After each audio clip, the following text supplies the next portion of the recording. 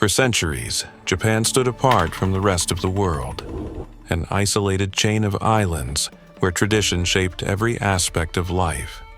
A world of samurai, honor, and rigid order. And yet, this same land would one day become one of the most advanced nations on Earth. A global power, a center of technology and innovation. Few countries in history have changed so dramatically. From feudal rule to modern superpower, from isolation to global influence. But this transformation came at a cost: war, revolution, destruction. Again and again, Japan was forced to rebuild itself from the ground up. So how did this happen? How did an isolated island nation become one of the most powerful countries in the world? To understand that, we must go back to the very beginning and peel back the layers of history that built this nation piece by piece. This is the entire history of Japan.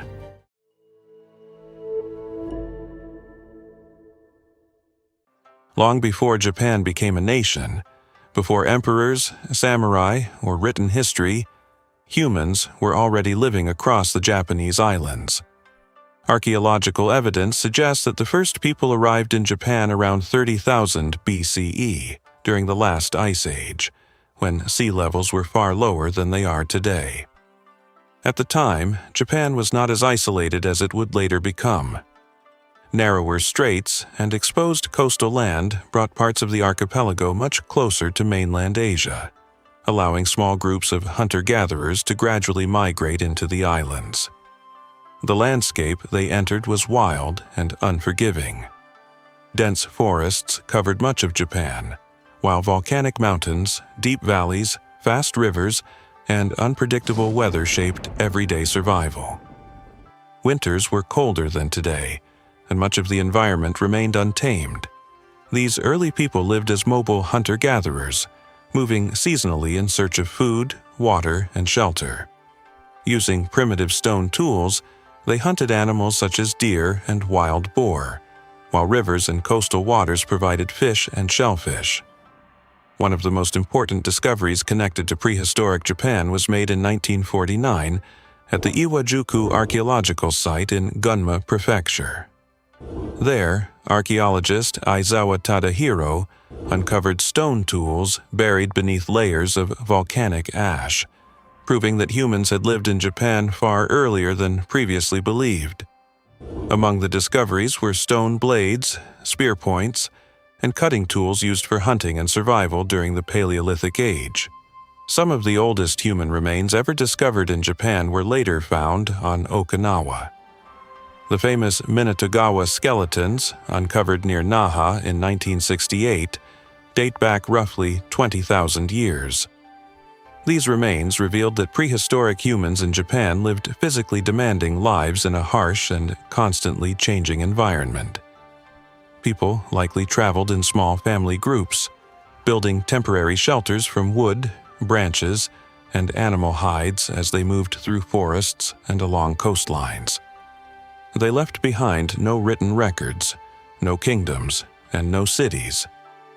But over thousands of years, these early inhabitants laid the foundations for human life in Japan.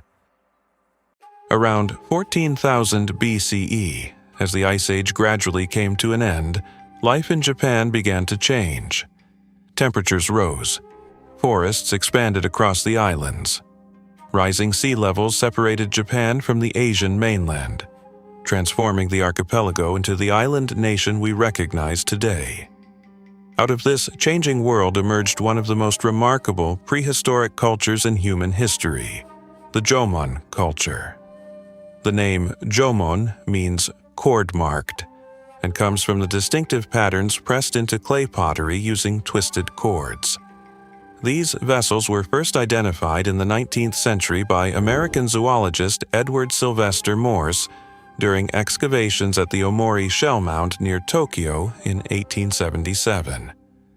Today, Jōmon pottery is considered among the oldest known pottery traditions in the world. Unlike many prehistoric societies, the people of Jōmon Japan did not depend on agriculture. Instead, they built their lives around the rich natural resources of the archipelago. The forests provided chestnuts, walnuts, acorns, and edible plants. Rivers supplied salmon and freshwater fish. The surrounding seas offered shellfish, tuna, sea bream, and countless other marine resources. Large shell mounds discovered across Japan reveal thousands of years of fishing, gathering, and coastal life. Because food was relatively abundant, many Jōmon communities became semi-sedentary. Rather than constantly moving from place to place, families often lived in permanent villages for generations. Archaeologists have uncovered hundreds of these settlements throughout Japan. The houses were typically built as pit dwellings, circular or rectangular structures dug partially into the ground for insulation against heat and cold. Wooden posts supported thatched roofs, while central hearths provided warmth, light, and a place to prepare food. Some settlements contained dozens of dwellings, suggesting organized communities and long-term occupation. One of the most impressive examples is the Sanai Maruyama site in Aomori Prefecture. Occupied for more than 1,000 years, the settlement contained large houses, storage pits, workshops, roads, and ceremonial structures. Its discovery transformed historians' understanding of prehistoric Japan. The Jōmon people also left behind evidence of spiritual beliefs. Small clay figurines known as doge have been discovered at sites across the country. Many feature exaggerated eyes, hips, or limbs, and are believed to have played a role in rituals connected to fertility, protection, or healing. Although no written records survive, these artifacts provide a glimpse into a complex symbolic world that existed thousands of years before Japan's first kingdoms emerged. For nearly 14 millennia, the Jōmon culture flourished across the Japanese islands. But eventually, a new people, new technologies, and a new way of life would arrive from the Asian mainland, transforming Japan forever. Around the first millennium BCE, a profound transformation began to reshape the Japanese islands. For thousands of years, the people of Jōmon Japan had relied on hunting, fishing, and gathering. Now, a new culture was arriving from the Asian mainland. Archaeologists call these newcomers the Yayoi people, named after a district in Tokyo, where distinctive pottery from this period was first identified in 1884. Although historians continue to debate the exact scale of migration, archaeological and genetic evidence suggests that significant numbers of people entered Japan from the Korean peninsula over several centuries. They did not arrive empty-handed. They brought new technologies, new skills, and a completely different way of life. Among their most important innovations was wet rice agriculture. Unlike the hunter-gatherer economy of the Jōmon period, rice cultivation required permanent fields, irrigation systems, seasonal planning, and coordinated labor. The oldest known rice paddies discovered in Japan, such as those at the Itazuki site in northern Kyushu, date to this period and reveal surprisingly sophisticated farming techniques. Rice transformed everything. For the first time, communities could produce reliable food surpluses. Larger populations became possible. Villages expanded, and people no longer needed to depend entirely on the unpredictable resources of forests and rivers. Archaeological excavations show that Yayoi settlements were often located near fertile plains and river valleys, where irrigation channels could supply water to rice fields. Many villages were protected by ditches or defensive earthworks, suggesting that competition over land and resources was becoming increasingly important. The introduction of agriculture also changed the rhythm of everyday life. Instead of following seasonal migrations of animals or wild food sources, families now spent much of the year planting, maintaining, and harvesting crops. The landscape itself began to change as forests were cleared to create farmland. Over time, rice became more than a source of food. It became a measure of wealth, status, and power. The foundations of a new society were beginning to emerge, and with them came technologies that would accelerate Japan's transformation even further. The introduction of rice farming did more than change how people lived. It changed how society was organized. As agricultural production increased, some communities gained access to larger harvests, more land, and greater wealth than others. For the first time in Japanese history, clear social differences began to emerge. Archaeologists have discovered burial sites from the Yayoi period containing valuable goods such as bronze mirrors, weapons, ornaments, and ceremonial objects. Some individuals were buried with far greater wealth than others, suggesting that powerful local elites had begun to dominate their communities. At the same time, new technologies continued to arrive from the Asian mainland. Among the most important were bronze and iron. Bronze was often used for ceremonial objects, including bells known as dotaku, which have been discovered at archaeological sites across western Japan. Many of these bells were richly decorated with scenes of farming, hunting, and daily life. Although their exact purpose remains uncertain, historians believe they may have been used in agricultural rituals connected to harvests and fertility. Iron, however, transformed everyday life. Iron tools made farming more efficient, allowing fields to be cultivated more effectively than before. Iron weapons also increased military power, giving some communities a significant advantage over their rivals. As populations grew and competition for fertile land intensified, conflicts became increasingly common.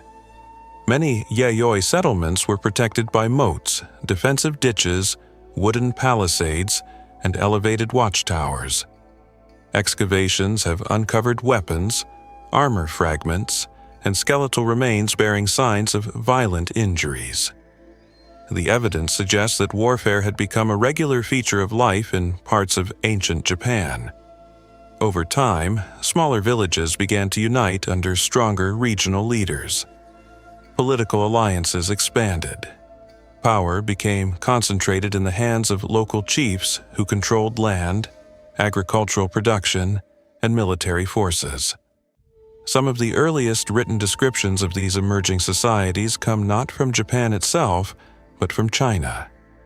In the 3rd century CE, Chinese chroniclers described a land known as Hua, a collection of more than 100 separate communities spread across the Japanese islands.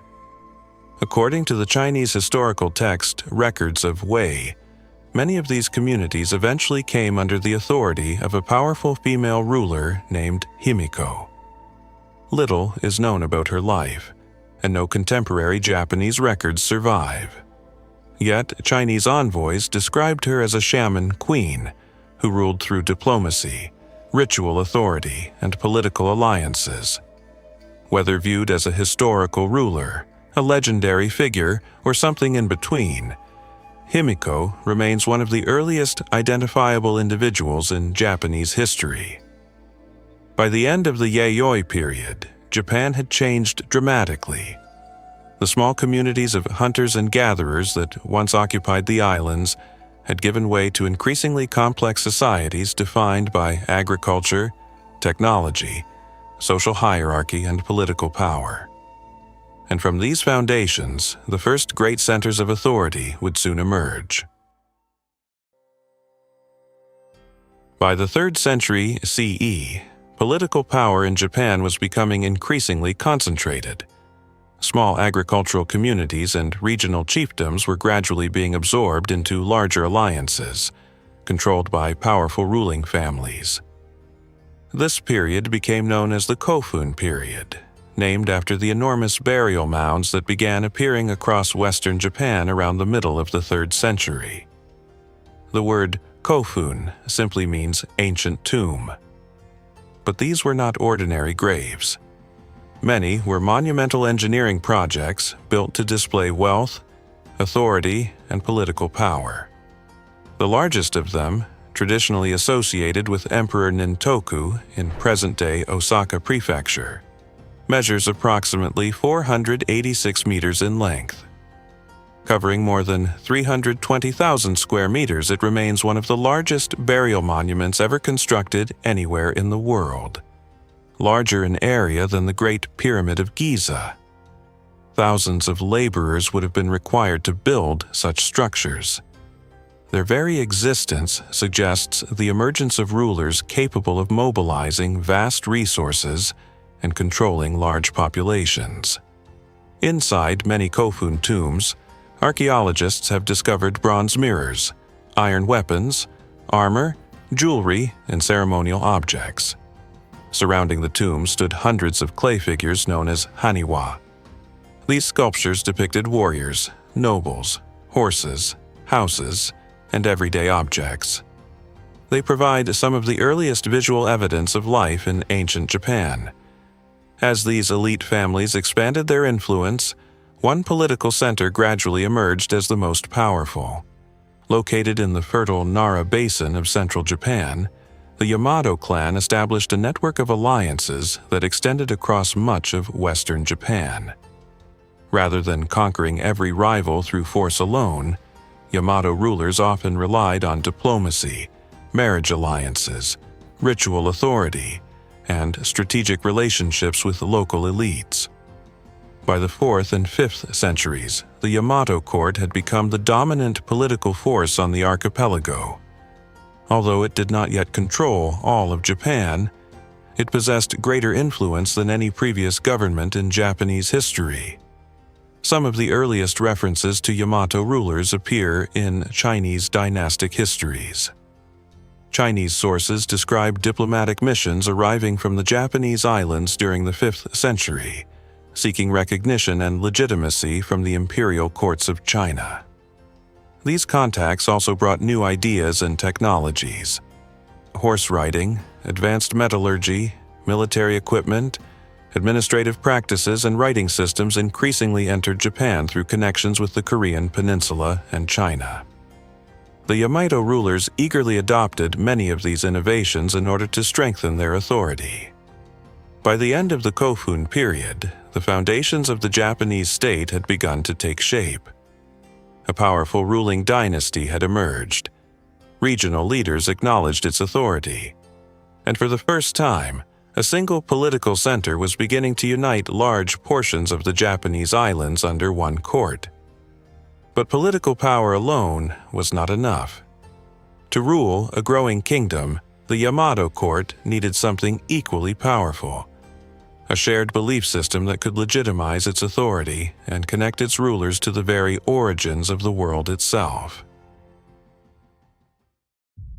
As the Yamato court expanded its influence across Japan, its rulers faced a challenge shared by many early states throughout history. How could one dynasty convince distant communities and rival clans that its authority was legitimate? Part of the answer came through religion and mythology. Long before the arrival of Buddhism, the people of Japan followed a diverse set of spiritual traditions that would later become known as Shinto, often translated as the Way of the Gods. Unlike many major world religions, Shinto had no single founder, no sacred prophet, and no fixed doctrine. Instead, it developed gradually over centuries from local beliefs and rituals practiced throughout the Japanese islands. At the center of these beliefs were the kami, spiritual beings associated with mountains, rivers, forests, storms, animals, and ancestors. The natural world itself was believed to possess sacred power. A towering tree, a waterfall, or a mountain peak could all become objects of reverence. Among these sacred places, none held greater significance than Mount Fuji, Japan's highest mountain at 3,776 meters. Visible from great distances, its snow-covered summit became one of the most enduring symbols of spiritual Japan. As the Yamato rulers sought to strengthen their authority, they increasingly connected their dynasty to the world of the kami. According to Japanese mythology, the most important deity was Amaterasu, the goddess of the sun.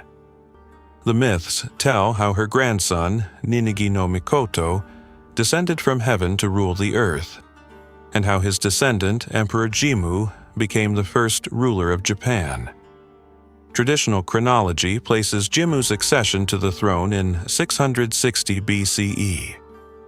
Modern historians regard this date as legendary rather than historical, but the story itself became enormously important to the development of the Japanese state. For the Yamato court, these myths provided something invaluable: a divine origin. If the imperial family descended directly from the sun goddess herself, then its authority was not merely political, it was sacred. These traditions were eventually compiled into Japan's earliest written histories. In 712 CE, the court commissioned the Kojiki, or Records of Ancient Matters. 8 years later, in 720 CE, the Nihon Shoki, or Chronicles of Japan, was completed. Together, these texts preserved myths, genealogies, and accounts of early rulers, while presenting the imperial family as the legitimate descendants of Amaterasu. Today, historians view these works as a mixture of mythology, oral tradition, and historical memory. Yet their importance cannot be overstated.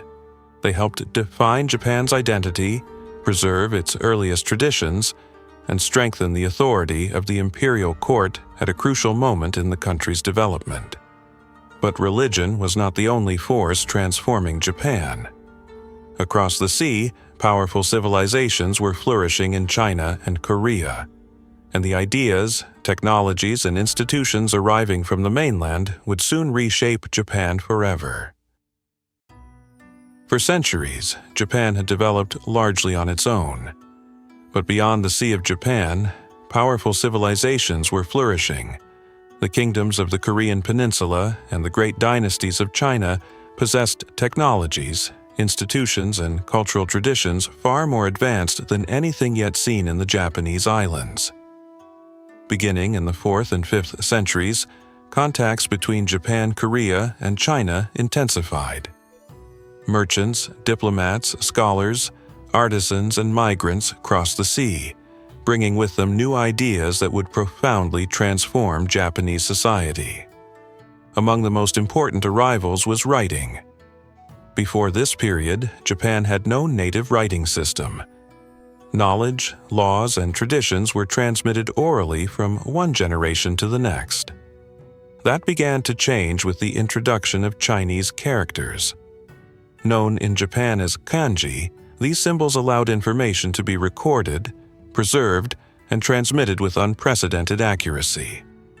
For the first time, rulers could issue written orders, maintain records, and communicate across large territories. The arrival of literacy would fundamentally change Japanese government and culture. Another major influence came through religion. In 552 CE, according to the traditional date recorded in Japanese sources, the kingdom of Baekje on the Korean peninsula sent a diplomatic mission to the Yamato court.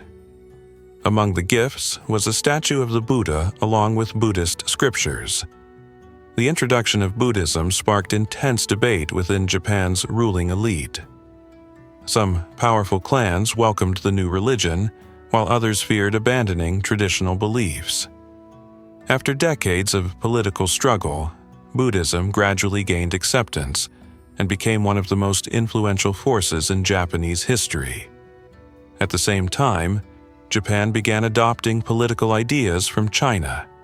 The Chinese imperial system offered a model of centralized government, professional administration, taxation, and legal codes. Japanese rulers studied these institutions carefully. Official embassies were dispatched to China, where Japanese envoys observed some of the most sophisticated governments in the world. One of the most important turning points came in 645 CE with the Taika reforms. Inspired by Chinese administrative practices, the reforms sought to strengthen central authority by bringing land, taxation, and political power under greater control of the imperial court. Although implementation was gradual and often incomplete, the reforms marked a significant step toward the creation of a centralized Japanese state. Chinese influence could also be seen in architecture, education, literature, city planning, and court ceremony. New temples were constructed across the country. Buddhist monks became important advisors. Government officials studied Chinese texts and Confucian philosophy. By the 7th century, Japan was no longer merely a collection of regional powers. It was becoming an organized state with a royal court, a developing bureaucracy, written laws, and growing international connections. Yet, even as Japan borrowed ideas from abroad, it rarely copied them exactly. Instead, foreign influences were adapted, modified, and blended with native traditions. The result was something uniquely Japanese. And in the centuries that followed, this new state would enter one of the most influential periods in its history, an age of imperial power, cultural achievement, and political transformation.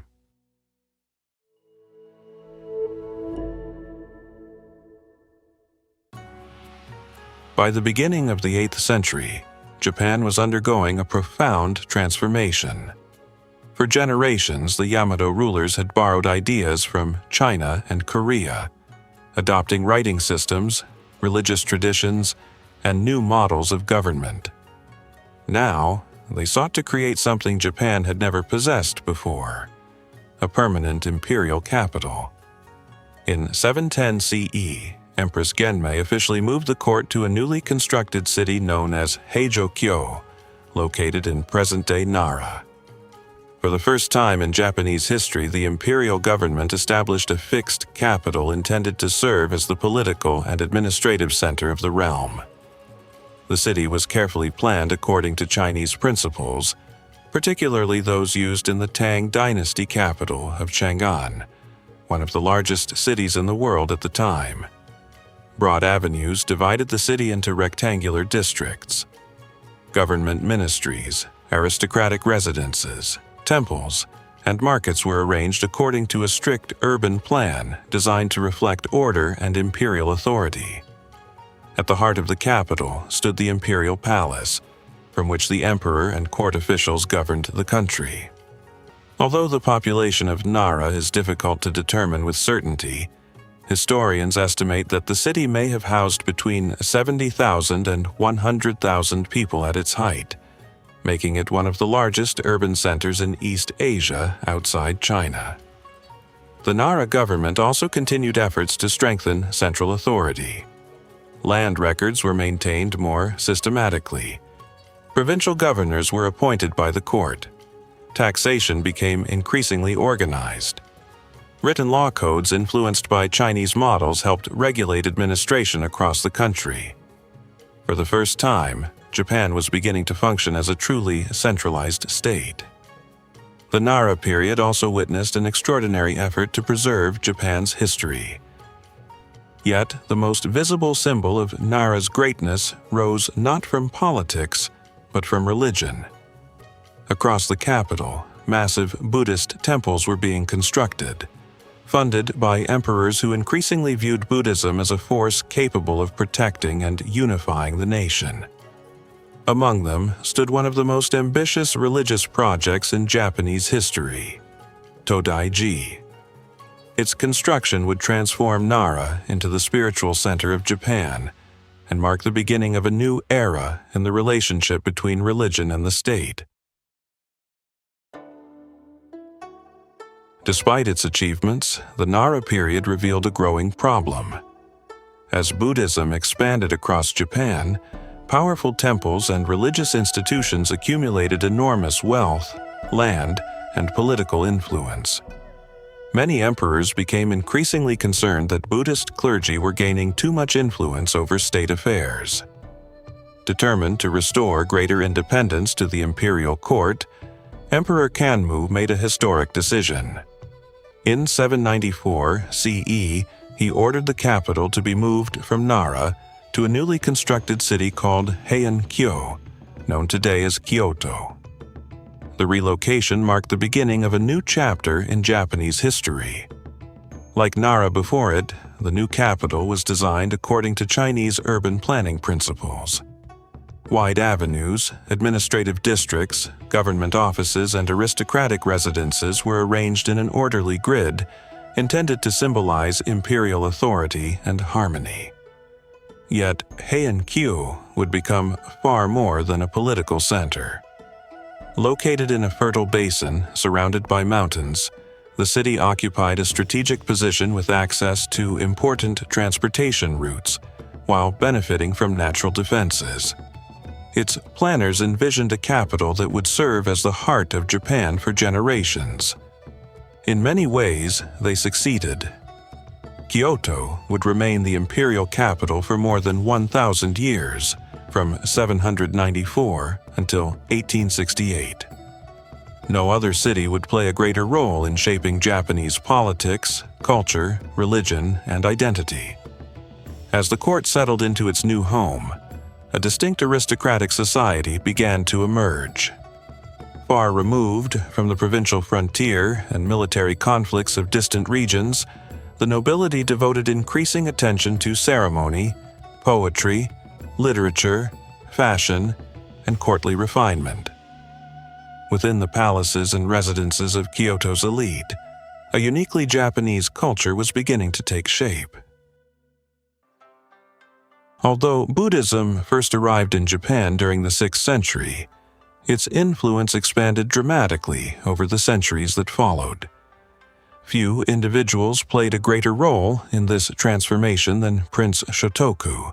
Serving as regent in the early 7th century, Shotoku became one of Buddhism's most influential patrons. He supported the construction of temples, encouraged the study of Buddhist teachings, and promoted closer relations with China, where Buddhism had already flourished for centuries. Under his leadership, the religion gained prestige among the political elite and became increasingly intertwined with the Japanese state. Across the country, temples began to appear in growing numbers. They served not only as religious centers but also as places of learning, scholarship, medicine, and cultural exchange. Buddhist monks copied texts, preserved knowledge, and helped introduce new ideas from the Asian mainland. The relationship between Buddhism and the state reached a new level during the reign of Emperor Shomu. In 741 CE, concerned by epidemics, natural disasters, and political instability, the emperor ordered the establishment of provincial temples throughout the country. His goal was ambitious: to use Buddhism as a unifying force capable of protecting and strengthening the realm. The most famous result of this policy was Todaiji in Nara.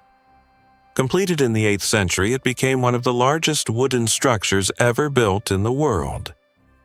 At its center stood the Great Buddha of Nara, or Daibutsu. Cast in bronze and standing approximately 15 meters tall, the statue required enormous quantities of metal, labor, and financial resources. Historical records suggest that much of Japan's population contributed directly or indirectly to its construction. For contemporaries, the project symbolized both religious devotion and the power of the imperial state. By the beginning of the Heian period, Buddhism had become deeply woven into Japanese society. Yet, it did not replace older beliefs. Instead, Buddhist teachings gradually blended with native traditions and the worship of the kami. The result was a uniquely Japanese religious landscape where temples and shrines often existed side by side. With the Imperial Court firmly established in Heian-kyo, modern Kyoto, Japan entered what is often regarded as the golden age of classical Japanese culture. For nearly 4 centuries, political authority remained centered around the emperor and the aristocratic families of the capital. Although much of Japan's population lived in rural villages and worked the land, the world of the court was very different. Life among the aristocracy revolved around status, etiquette, education, and artistic refinement. Every aspect of appearance carried meaning. The color combinations of layered silk robes, the quality of calligraphy, the choice of perfume, and even the wording of a poem could influence a person's reputation at court. Among the elite, cultural sophistication was considered a mark of nobility. Poetry occupied a central place in aristocratic life. Members of the court exchanged verses during social gatherings, romantic relationships, and official ceremonies. A talented poet could gain prestige and admiration, while poor literary skills could become a source of embarrassment. Music, painting, and calligraphy were equally valued accomplishments. The capital itself reflected this refined lifestyle. Aristocratic residences were constructed in the Shinden-zukuri style, featuring large wooden halls, open verandas, ornamental ponds, carefully designed gardens, and covered walkways connecting different sections of the estate. These residences were intended to create harmony between architecture and nature. Many descriptions of court life survive thanks to the writings of aristocratic women. One of the most famous was Sei Shonagon, whose work, The Pillow Book, written around the year 1000, provides a vivid account of daily life, court ceremonies, fashion, gossip, and personal observations from within the imperial palace. Her writings remain one of the most important sources for understanding the culture of the Heian court. Education also flourished during this period. Scholars studied Chinese literature, history, and philosophy, while Japanese writers increasingly developed their own literary traditions. A major breakthrough came with the widespread use of kana, a phonetic writing system adapted from Chinese characters.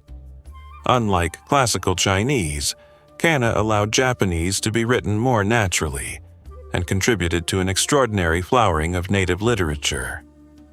As literacy expanded among the aristocracy, court culture became increasingly sophisticated and distinctly Japanese. By the 11th century, Heian-kyo had become one of the most important cultural centers in East Asia. Its aristocrats produced poetry, literature, architecture, and artistic traditions that would shape Japanese identity for centuries to come. For many historians, no other period better represents the elegance, refinement, and cultural achievement of classical Japan. While the emperor remained the symbolic ruler of Japan, political power increasingly came to rest in the hands of one aristocratic family: the Fujiwara clan. For nearly 2 centuries, the Fujiwara dominated the imperial court and became the most powerful political force in the country. Rather than seizing the throne themselves, they developed a far more effective strategy: marriage. Generation after generation, Fujiwara leaders arranged marriages between their daughters and members of the imperial family. As a result, many emperors were born with Fujiwara mothers and raised under Fujiwara influence. This allowed the clan to exercise extraordinary control over the government while preserving the appearance of imperial rule. By the 10th century, the Fujiwara had perfected this system. Powerful statesmen such as Fujiwara no Michinaga, who lived from 966 to 1028, effectively controlled court politics at the height of the clan's influence. According to a famous diary entry attributed to Michinaga, he once wrote, "This world, I think, is indeed my world."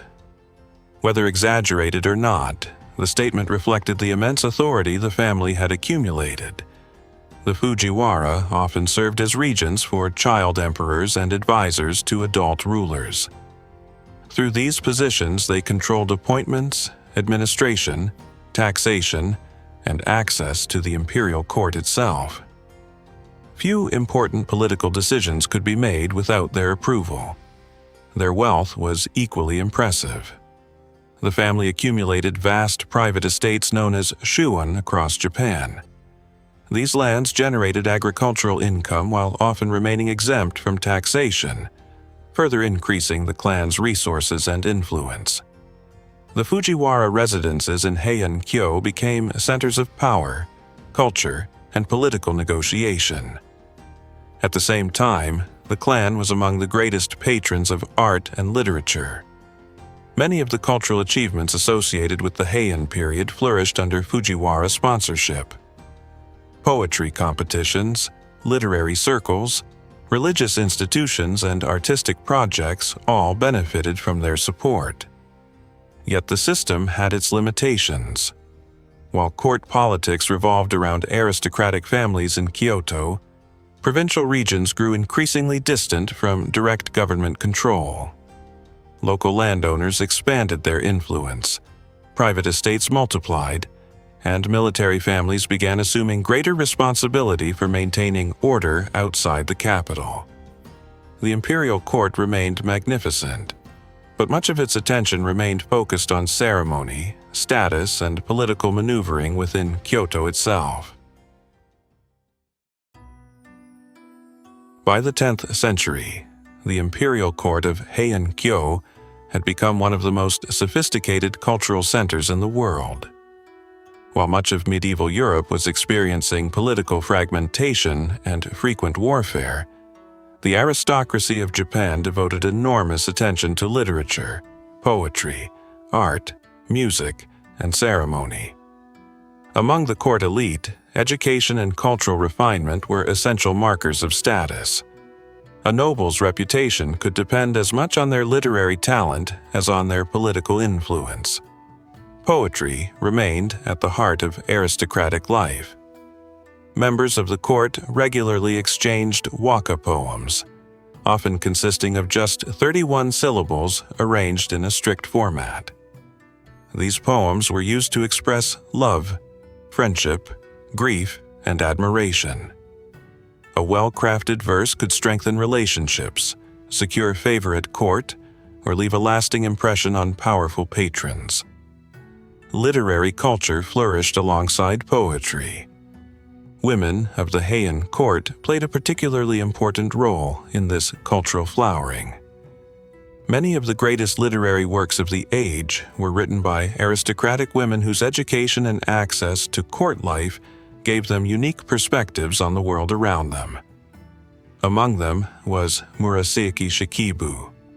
Serving at the Imperial Court in the early 11th century, she wrote what many scholars consider the world's first psychological novel, The Tale of Genji. Written around 1008 CE, the work follows the life of Hikaru Genji, a nobleman navigating the complex social and romantic world of the Heian court. Spanning more than 50 chapters and hundreds of characters, the novel explores themes of love, ambition, beauty, jealousy, loss, and the impermanence of life.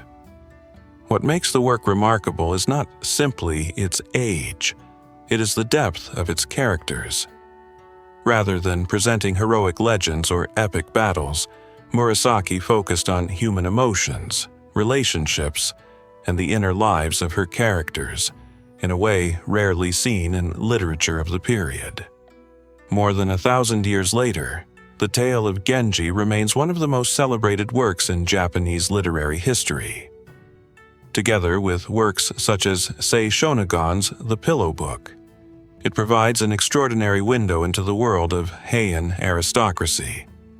Through these writings, historians can still glimpse the elegance, ambitions, rivalries, and daily routines of one of the most refined courts in medieval history.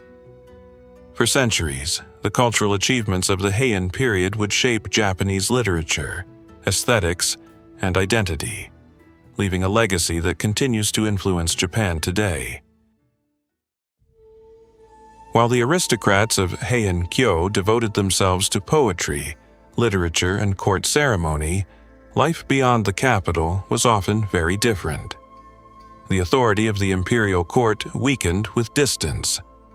In many provinces, local officials, landowners, and powerful families were increasingly responsible for maintaining order and protecting their own interests. As private estates known as shogun expanded across the countryside, their owners required armed men to defend land, collect taxes, and suppress unrest.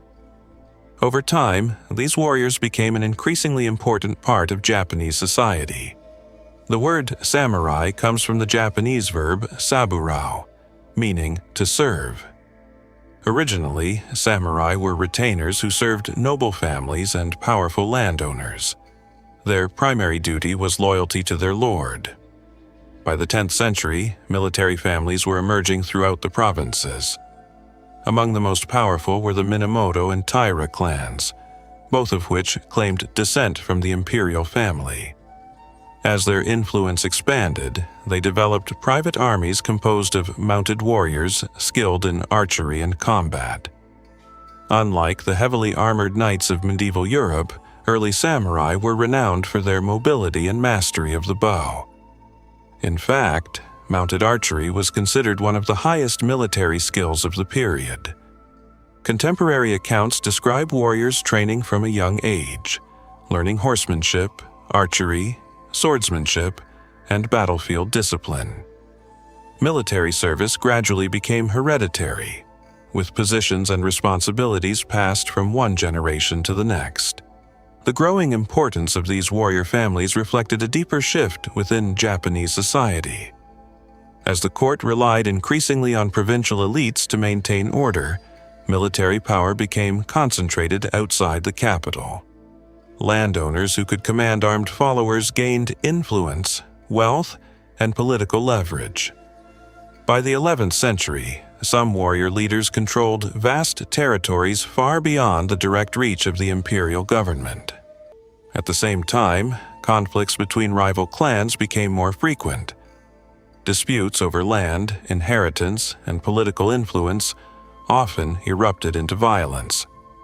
Although the Imperial Court remained the official center of authority, its ability to control events in distant provinces was steadily declining. The balance of power in Japan was beginning to change. Across the countryside, the warrior class continued to grow in strength and confidence. Within the next century, these samurai clans would challenge the dominance of the aristocracy itself and transform the course of Japanese history.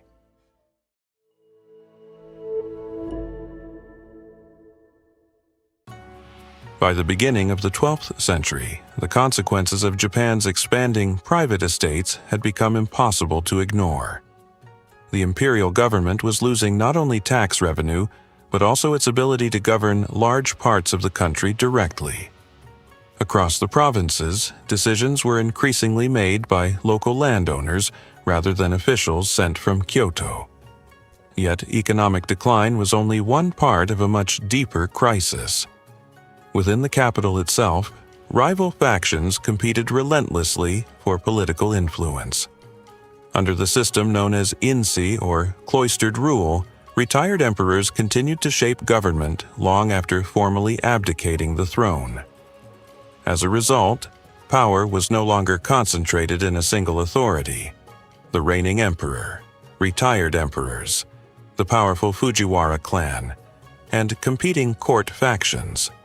Each sought to advance its own interests, leaving the imperial government increasingly divided.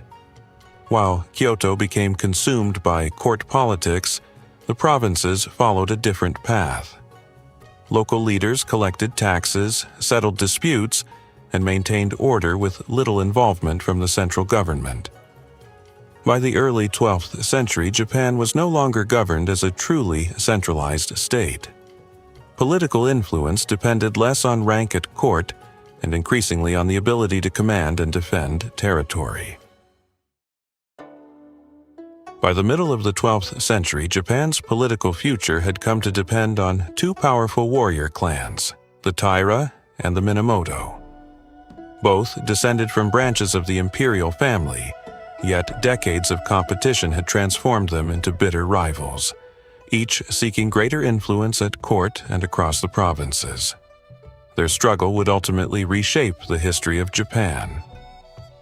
The first major confrontation came during the Hogan Rebellion of 1156. What began as a dispute over the imperial succession quickly escalated into open conflict between rival political factions, drawing both warrior clans into the fighting.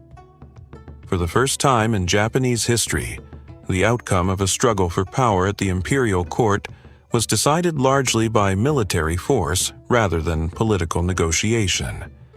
Although the conflict was brief, it marked a turning point.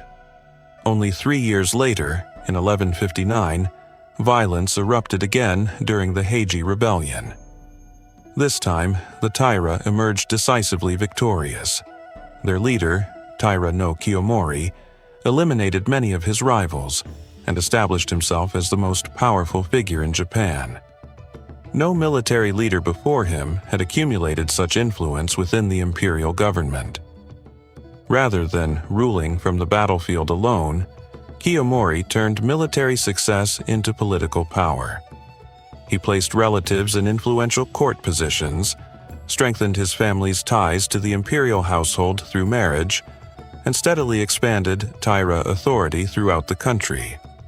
His influence reached its peak in 1180, when his 2-year-old grandson ascended the throne as Emperor Antoku. For a moment, it seemed that the Taira had secured complete control over Japan. But their extraordinary rise also created growing resentment. Many court nobles viewed Kiyomori's dominance with alarm. Provincial warrior families increasingly saw the Taira as arrogant, corrupt, and dangerously powerful. Meanwhile, one survivor of the defeated Minamoto clan had quietly begun preparing for revenge.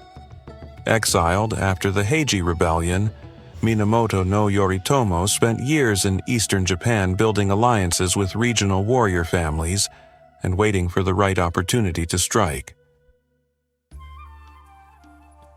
In 1180, long-simmering tensions between the Taira and Minamoto clans finally erupted into open war. The conflict began when Prince Mochihito, a member of the imperial family who opposed Taira dominance, issued a call to arms against the clan.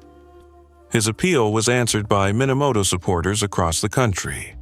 What followed was a devastating civil war that lasted 5 years and would forever change the course of Japanese history. Known as the Genpei War, the conflict took its name from alternative readings of the characters used to write the names Minamoto and Taira. At first, the Taira retained significant advantages. They controlled the imperial court, possessed considerable resources, and remained one of the most powerful military forces in Japan. But the Minamoto enjoyed growing support among the warrior clans in eastern Japan.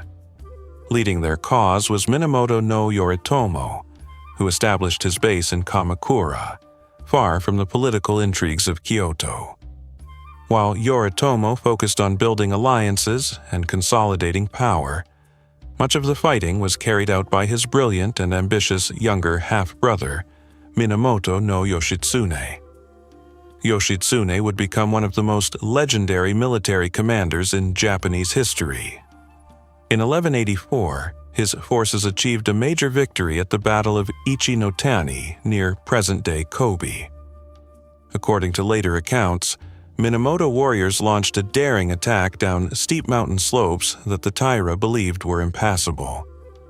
Whether every detail is historically accurate or not, the battle became one of the most celebrated episodes in Japanese military tradition. The following year, Yoshitsune struck again at the Battle of Yashima on the island of Shikoku. The Taira retreated once more, leaving their position increasingly vulnerable. The war reached its climax on April 25, 1185, at the Battle of Dan-no-Ura. Fought in the narrow straits between Honshu and Kyushu, it became one of the most famous naval battles in Japanese history. Hundreds of ships participated as the rival clans fought for control of the nation. During the battle, shifting tides and defections within the Taira ranks gradually turned the tide in favor of the Minamoto. Facing defeat, many members of the Taira clan chose death over capture. Among those who perished was Emperor Antoku, only 6 years old. According to historical accounts, he was carried into the sea by his grandmother as the Taira cause collapsed around them. The destruction of the Taira was nearly complete. After 5 years of warfare, the Minamoto emerged victorious. The consequences were profound. For centuries, Japan had been governed primarily by emperors, aristocrats, and court officials. The Genpei War demonstrated that real power now belonged to the warrior class. The age of the samurai had truly begun. The Minamoto victory in the Genpei War did not simply end a civil conflict. It transformed the structure of Japanese government. Although the Imperial Court remained in Kyoto, real military power was now concentrated in the hands of Minamoto no Yoritomo. Unlike many victorious commanders throughout history, Yoritomo did not attempt to seize the imperial throne. Instead, he created an entirely new political system. From his headquarters in Kamakura, located about 50 kilometers south of present-day Tokyo, Yoritomo established a military government independent of the Imperial Court. This administration became known as the Bakufu, meaning tent government, a term originally associated with military headquarters in the field. Over time, the Bakufu evolved into a permanent institution responsible for military affairs, land administration, and the supervision of warrior families throughout Japan. To strengthen his authority, Yoritomo appointed trusted military governors known as shugo and estate stewards known as jito across the country. These officials helped maintain order, collect revenues, and ensure loyalty to the new regime. For the first time, a nationwide network of warrior administrators began operating alongside the traditional imperial government. In 1192, following the death of Emperor Go-Shirakawa, Yoritomo received the title of Sei Taishogun, often translated as Great General for the subjugation of the barbarians. Although the title itself had existed for centuries, Yoritomo transformed it into something far more significant. From this point forward, the shogun became the effective ruler of Japan. The emperor remained a sacred and symbolic figure, but political and military authority increasingly rested with the shogunate. This arrangement would shape Japanese history for nearly 700 years. The establishment of the Kamakura shogunate marked the beginning of Japan's first warrior government. Power was no longer defined primarily by court rank, aristocratic lineage, or influence within Kyoto. Instead, authority increasingly belonged to those who could command warriors, defend territory, and maintain loyalty on the battlefield. The establishment of the Kamakura shogunate marked more than a political transition. It signaled the rise of an entirely new ruling class. For centuries, the highest ranks of Japanese society had been dominated by court nobles in Kyoto. Political influence was measured through family connections, court appointments, and aristocratic status. Under the Kamakura shogunate, that balance changed dramatically. The samurai now stood at the center of power. Unlike the aristocrats of the Heian court, samurai valued military service, discipline, loyalty, and practical leadership. Their authority was based not on poetry or court ceremony, but on their ability to govern land, command warriors, and defend their lord's interests. Throughout the 13th century, the shogunate rewarded loyal retainers with positions, land rights, and political influence. As a result, warrior families expanded their wealth and authority across much of Japan. Many samurai served as local administrators, judges, military commanders, and estate managers. The distinction between military and political power increasingly disappeared. The Kamakura government also developed legal institutions designed to resolve disputes among warrior families. One of the most important was the establishment of the Monchujo, a judicial office responsible for hearing legal cases and property disputes. As the number of samurai increased, Maintaining order within the warrior class became essential for the stability of the new regime. Life for a samurai was often far removed from the elegance of the Imperial Court. Many lived in provincial regions where their responsibilities included supervising land, collecting revenues, training for war, and maintaining local security. Horsemanship, archery, swordsmanship, and military discipline remained central parts of their identity. At the same time, loyalty became one of the defining principles of samurai society. A warrior's relationship with his lord formed the foundation of the political system established by the shogunate. In exchange for protection, land, and status, samurai were expected to provide military service and unwavering support. This relationship helped bind together a government that ruled much of Japan through networks of personal loyalty rather than direct centralized control. By the middle of the 13th century, the transformation was unmistakable. The Imperial Court still existed. The emperor still occupied the throne. But the people who exercised power across most of Japan were now warriors. The age of aristocratic rule had given way to the age of the samurai. As the samurai became the dominant military and political class of Japan, a distinct set of values began to emerge within warrior society. Modern audiences often associate the samurai with Bushido, the way of the warrior. However, the code, commonly known as Bushido, did not appear all at once. Rather, it developed gradually over centuries as warrior traditions, military experience, religious beliefs, and social expectations evolved. During the Kamakura period, samurai were expected to demonstrate loyalty, courage, discipline, and skill in battle. A warrior's reputation depended heavily on his conduct, both on and off the battlefield. Honor was a valuable asset. Cowardice, betrayal, or failure to fulfill one's obligations could damage not only an individual's standing, but also the reputation of an entire family. Loyalty to one's lord became one of the central principles of samurai society. The relationship between a warrior and his master formed the foundation of the political system established by the shogunate. Service was rewarded with land, protection, and status. In return, samurai were expected to provide military support and unwavering allegiance. Religious traditions also influenced the emerging warrior ethos. Buddhism, particularly Zen Buddhism in later centuries, encouraged discipline, self-control, and acceptance of death. Shinto traditions reinforced ideas of duty, ancestry, and personal honor. Together, these influences helped shape the moral framework of the warrior class. Military training was a lifelong commitment. Young samurai learned horsemanship, archery, swordsmanship, and battlefield tactics from an early age.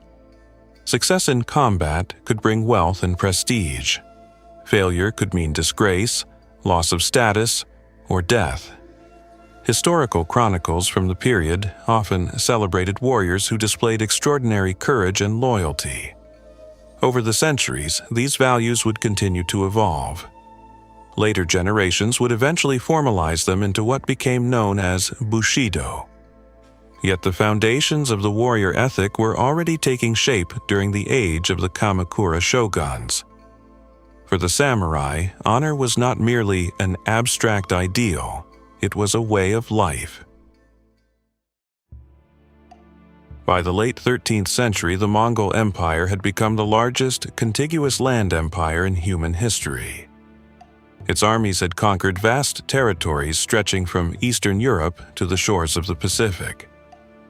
At its head stood Kublai Khan, grandson of Genghis Khan and ruler of the Yuan dynasty in China. After consolidating his power over much of East Asia, Kublai turned his attention toward Japan.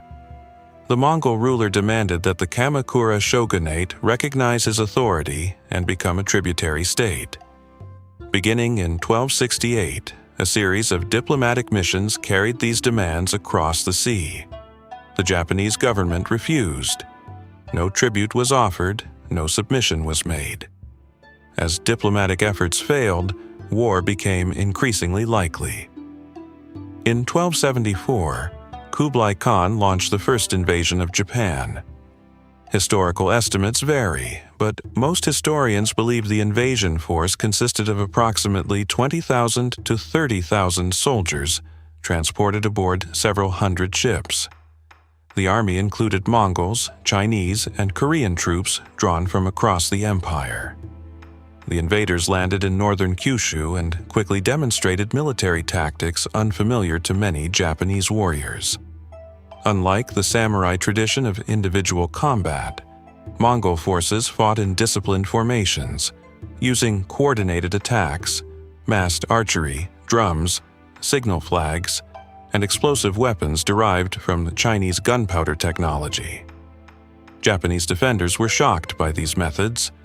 Yet, despite early successes, the invasion ended abruptly.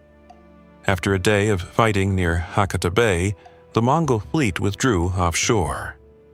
That night, a powerful storm struck the area. Many ships were damaged or destroyed, forcing the invaders to abandon the campaign and return to the mainland. The danger, however, had not passed. Both sides spent the following years preparing for another conflict. The Kamakura government strengthened defenses throughout northern Kyushu. One of the most important projects was a stone defensive wall built along portions of Hakata Bay. Stretching for nearly 20 kilometers, the fortification was designed to prevent enemy forces from easily landing on shore. Then, in 1281, the Mongols returned. This time, the invasion was even larger. Historical sources describe two separate fleets carrying perhaps more than 100,000 troops, making it one of the largest amphibious operations in medieval history. For weeks, fierce fighting took place along the coast of Kyushu. Japanese defenders launched repeated attacks against Mongol ships, often using small boats to conduct nighttime raids against anchored vessels. The conflict dragged on throughout the summer. Then nature intervened once again. In August 1281, a massive typhoon swept through the invasion fleet. Thousands of ships were wrecked or driven ashore. Tens of thousands of soldiers drowned. The Mongol invasion collapsed. Japan had survived. In later centuries, the storm became known as kamikaze, the divine wind. Many believed the gods had intervened to protect the country from foreign conquest. The victory became one of the defining moments of medieval Japanese history. For the first time, Japan had successfully resisted an invasion by the most powerful empire on Earth. Yet the triumph carried hidden costs. The war had been enormously expensive. Unlike previous conflicts, there were no conquered lands to distribute as rewards to victorious samurai. The financial strain placed increasing pressure on the Kamakura government and contributed to challenges that would emerge in the decades ahead.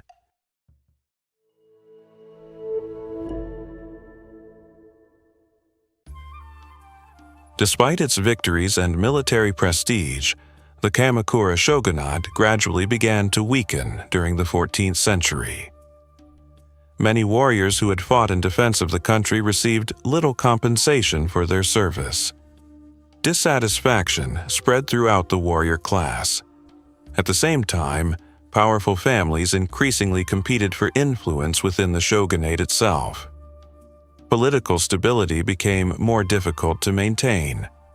The crisis reached a turning point in 1331, when Emperor Go-Daigo launched an attempt to overthrow the Kamakura government and restore direct imperial rule.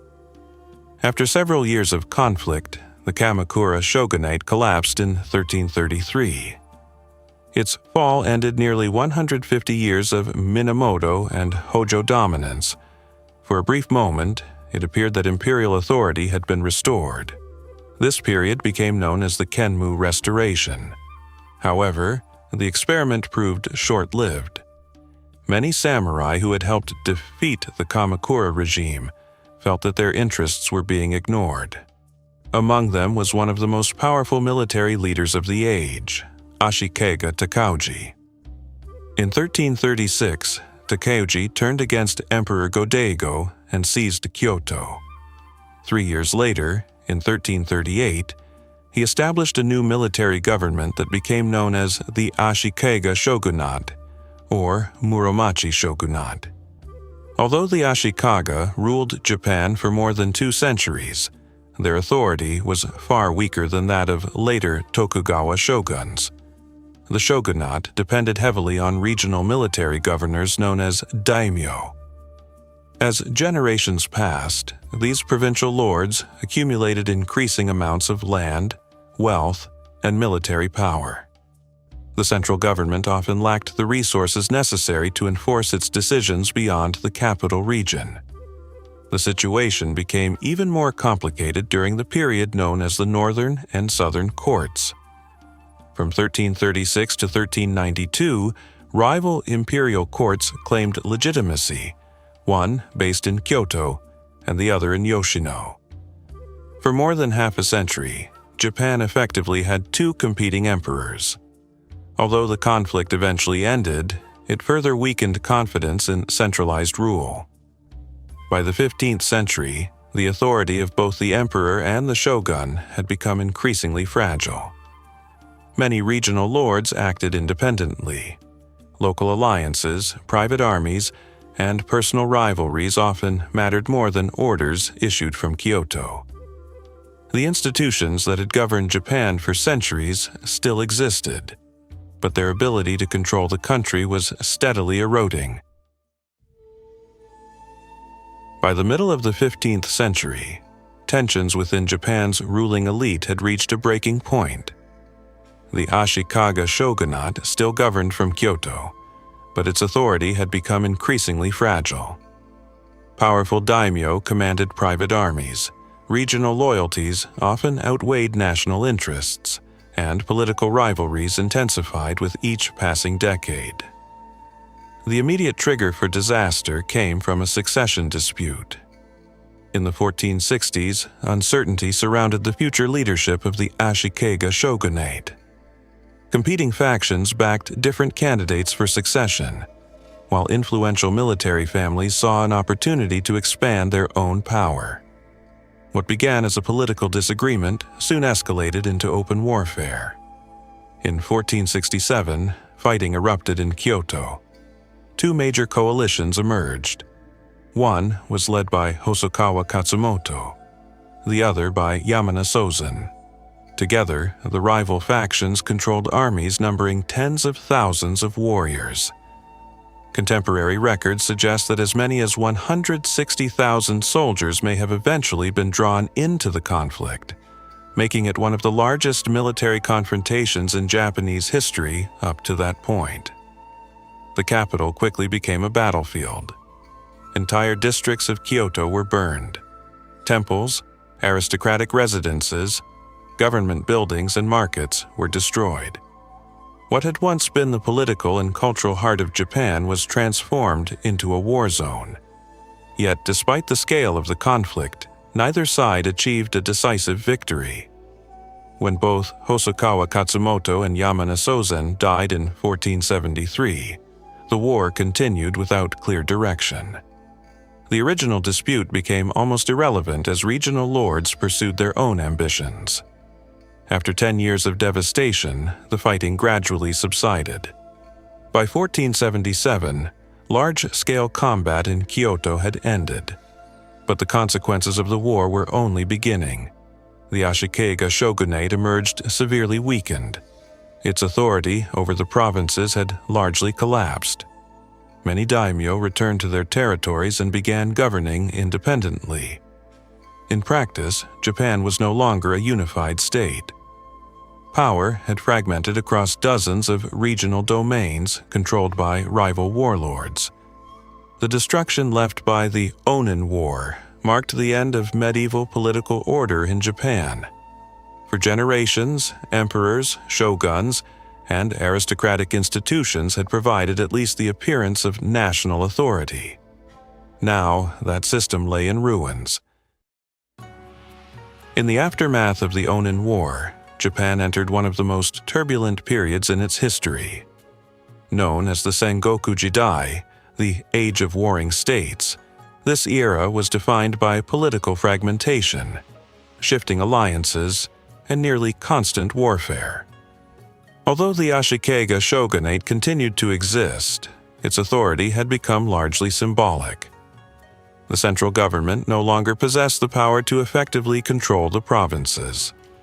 Instead, regional warlords known as daimyo emerged as the dominant political forces across the country. Many of these leaders had originally served as military governors under the Ashikaga regime. Now they ruled their territories independently, collecting taxes, raising armies, constructing castles, and conducting diplomacy without meaningful interference from Kyoto. Throughout the late 15th and early 16th centuries, dozens of rival domains competed for land, resources, and influence. Alliances formed and collapsed with remarkable speed. Former allies often became enemies, while longtime rivals occasionally joined forces against common threats. Political survival depended on military strength, strategic marriages, diplomacy, and, when necessary, betrayal. The scale of warfare increased dramatically. Large armies became more common. Castles multiplied across the Japanese landscape. Many were built on mountains or elevated terrain, allowing their owners to control surrounding regions and defend important routes. By the 16th century, Japan was dotted with hundreds of fortified strongholds. The period also witnessed profound social mobility. Unlike the rigid aristocratic order of earlier centuries, ambitious individuals could sometimes rise through military service and talent. Several of the era's most influential figures came from relatively modest backgrounds before transforming themselves into powerful rulers. Life for ordinary people was often difficult. Villages could find themselves caught between competing armies. Fields were burned, harvests disrupted, and populations displaced by conflict. Yet the era also stimulated economic development in some regions. Castle towns expanded, trade increased, and powerful daimyo invested in roads, markets, and local administration to strengthen their domains. As the 16th century progressed, a number of exceptionally talented military leaders began pursuing a goal that had seemed impossible for generations: the reunification of Japan. Among them, one man would emerge as the most feared and transformative figure of the age. His name was Oda Nobunaga. When Oda Nobunaga entered the stage of Japanese history, the country had already been divided by war for nearly a century. Powerful daimyo controlled rival domains, alliances shifted constantly, and no leader had succeeded in restoring national unity. Nobunaga intended to change that. His first great breakthrough came in 1560 at the Battle of Okehazima.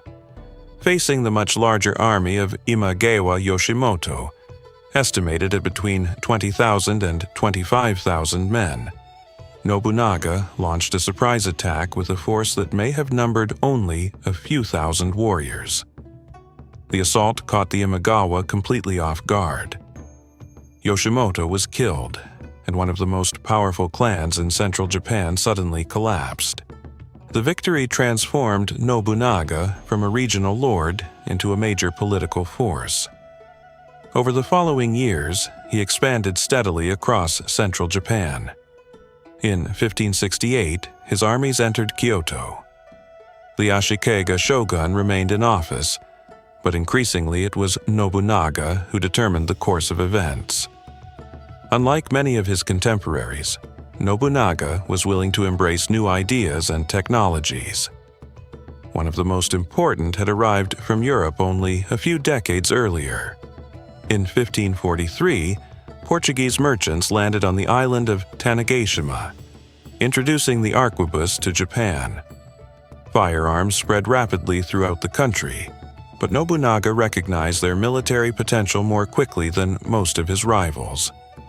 Rather than treating guns as a novelty, he incorporated them into large-scale battlefield tactics. The effectiveness of this approach became evident at the Battle of Nagashino in 1575. There, Nobunaga and his ally Tokugawa Ieyasu confronted the forces of Takeda Katsuyori. Thousands of arquebusiers were deployed behind defensive barriers, firing in coordinated volleys. The battle demonstrated that disciplined infantry armed with firearms could defeat some of the most respected cavalry forces in Japan. Nagashino did not make the sword obsolete. Samurai warfare would continue for centuries, but it marked a turning point in Japanese military history. Technology was beginning to reshape the battlefield. As his victories accumulated, Nobunaga broke the power of rival clans, challenged militant Buddhist institutions, and brought large portions of central Japan under his control. By the early 1580s, the dream of reunifying Japan no longer seemed impossible. For the first time in generations, one leader appeared capable of ending the chaos of the Sengoku era. Yet Nobunaga would never see the final victory. In June 1582, he was betrayed by one of his own generals, Akechi Mitsuhide. Surrounded at Honnoji Temple in Kyoto, Nobunaga took his own life. He was 47 years old. His quest to unify Japan remained unfinished, but the foundations had already been laid. The man who completed Nobunaga's work was not the heir of a powerful clan. He was born around 1537 into a family of humble origins, most likely the son of a peasant foot soldier in Owari province. His name was Toyotomi Hideyoshi. In a society dominated by hereditary status and aristocratic lineage, his rise was extraordinary. Hideyoshi first served under Oda Nobunaga and quickly gained a reputation for intelligence, diplomacy, and organizational skill. By the 1570s, he had become one of Nobunaga's most trusted commanders. Everything changed in June 1582. When Nobunaga was betrayed and killed at Honnoji Temple by Akechi Mitsuhide, Japan was suddenly thrown into uncertainty. Hideyoshi reacted with remarkable speed. Only 13 days after Nobunaga's death, he confronted Mitsuhide at the Battle of Yamazaki. The rebel army was defeated, and Mitsuhide was killed while attempting to flee. With the avenger of Nobunaga dead, Hideyoshi emerged as one of the strongest contenders for power. Over the following years, he systematically eliminated or subdued rival factions. In 1583, he defeated opposing forces at the Battle of Shizugatake. In 1584, he fought Tokugawa Ieyasu during the Komaki and Nagakute campaign. Although neither side achieved a decisive victory, Hideyoshi continued to expand his political influence. His greatest achievement came in 1590. That year, he launched a massive campaign against the Hojo clan, the last major obstacle to national unification. The siege of Odawara involved an army estimated at more than 200,000 soldiers, making it one of the largest military operations in Japanese history up to that time. After months of resistance, the Hojo surrendered. For the first time in more than a century, virtually all of Japan recognized a single authority. The Sengoku era was effectively over. Yet Hideyoshi sought more than military victory. He wanted to stabilize the country he had unified. In 1588, he ordered the famous sword hunt. Weapons were confiscated from peasants and religious institutions in an effort to prevent future uprisings. At the same time, society was increasingly divided into distinct classes. Samurai, peasants, artisans, and merchants were expected to remain within their assigned social roles. Hideyoshi also ordered nationwide land surveys, creating some of the most detailed records Japan had ever seen. These surveys improved taxation, strengthened administration, and helped consolidate central authority. By the 1590s, Toyotomi Hideyoshi had achieved what countless daimyo before him had failed to accomplish. He had reunited Japan, yet peace would prove short-lived. With the country finally under his control, Hideyoshi began looking beyond Japan's shores toward even greater ambitions. Having unified Japan, Toyotomi Hideyoshi turned his attention beyond the Japanese islands. His ambitions now extended far beyond domestic politics. Hideyoshi envisioned a vast military campaign that would begin with the conquest of Korea and ultimately open a path towards China. Whether he genuinely believed such a conquest was achievable remains debated by historians. What is certain is that he was determined to launch one of the largest overseas military expeditions in Japanese history. In 1592, the invasion began. An army of approximately 158,000 Japanese soldiers crossed the Korea Strait in multiple waves and landed on the Korean peninsula. The campaign initially achieved remarkable success. Japanese forces rapidly captured the port city of Busan and advanced northward at astonishing speed. Within weeks, Seoul had fallen. By the summer of 1592, Japanese armies had pushed deep into the peninsula and occupied much of Korea. Yet the invasion soon encountered serious obstacles. Korean resistance intensified. Local militias, known as the Righteous Armies, launched guerrilla attacks against Japanese forces. More importantly, Korea's navy remained undefeated. Its most celebrated commander was Admiral Yi Sun-sin. Using a combination of superior tactics, intelligence, and highly effective warships, including the famous turtle ships described in contemporary sources, Yi repeatedly disrupted Japanese supply lines. Without secure access to food, reinforcements, and ammunition, Japanese armies found it increasingly difficult to maintain their advance. The conflict expanded further when Ming China intervened on behalf of Korea. Thousands of Chinese troops entered the war, transforming the campaign into a major regional conflict involving 3 states. What had begun as a rapid invasion evolved into years of costly warfare. After a temporary truce, fighting resumed in 1597. A second invasion was launched, but it achieved even fewer gains than the first. Japanese forces struggled to break Korean and Chinese resistance, while naval defeats continued to undermine military operations. The war finally came to an end in 1598. That year, Toyotomi Hideyoshi died at the age of 61. Soon afterward, Japanese commanders received orders to withdraw from Korea. After 6 years of fighting, the campaign ended without achieving its objectives. The human cost had been enormous. Hundreds of thousands of soldiers and civilians had been caught up in the conflict, and large parts of the Korean peninsula had been devastated by war. For Japan, the invasions brought few tangible gains despite the immense resources invested in them. Yet the consequences would extend far beyond the battlefield. Hideyoshi's death left no strong adult successor.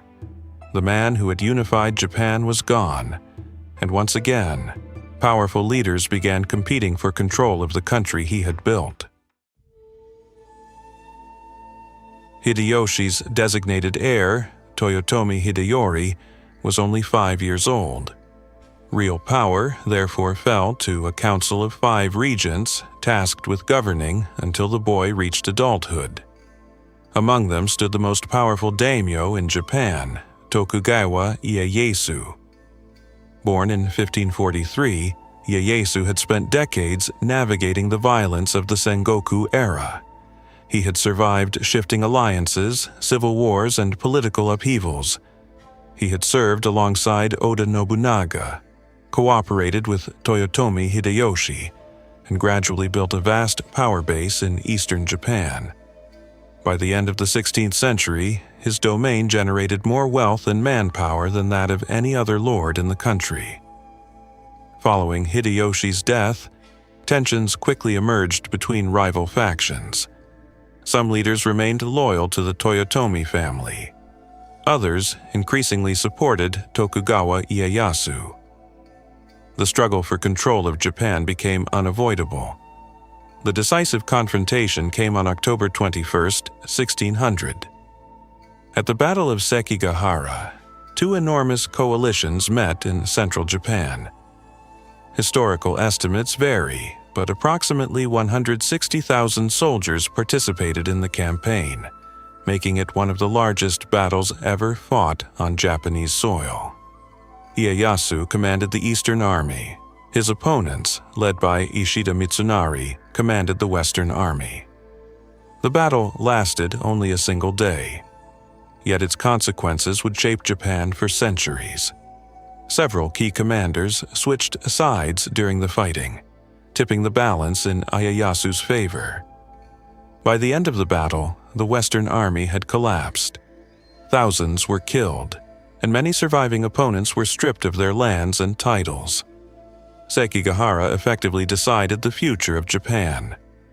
Over the following years, Tokugawa redistributed territories, rewarded loyal allies, and consolidated control over the country.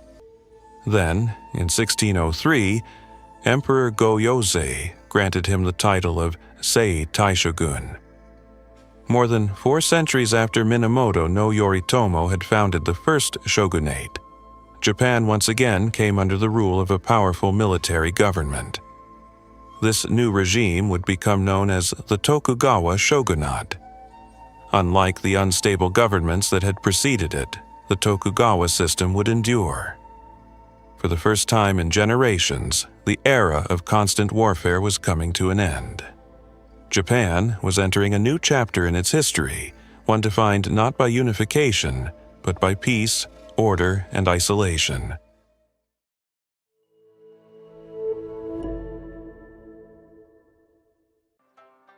When Tokugawa Ieyasu was granted the title of shogun in 1603, he inherited a nation scarred by over a century of civil war. Although Japan was reunified, peace remained fragile. Powerful daimyo still held vast territories, old rivalries lingered, and memories of the Sengoku era were fresh. Ieyasu's challenge was not conquest, but endurance. To secure long-term unity, the shogunate crafted one of the most durable political systems in Japanese history. Rather than eliminating regional lords, the regime integrated over 250 domains, Han, into a strict hierarchy under Edo's ultimate authority.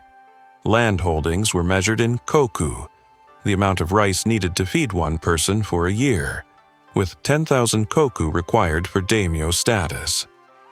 Strategically, Ieyasu redistributed lands from former enemies to loyal allies.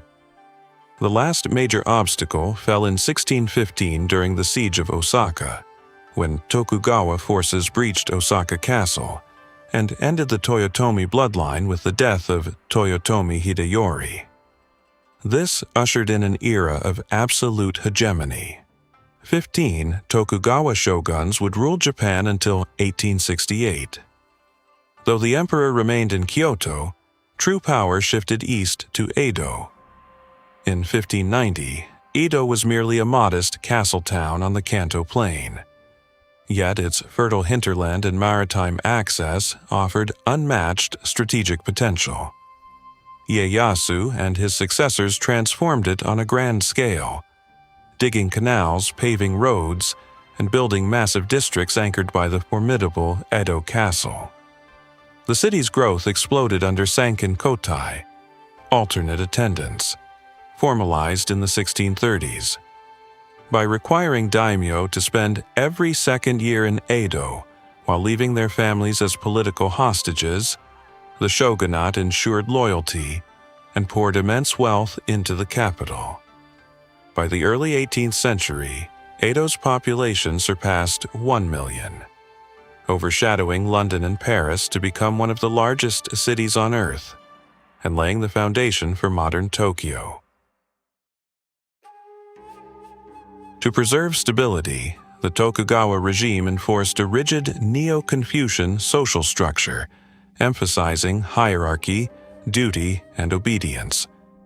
At the top stood the samurai, who comprised 6 to 7% of the population and held exclusive rights to carry swords and govern.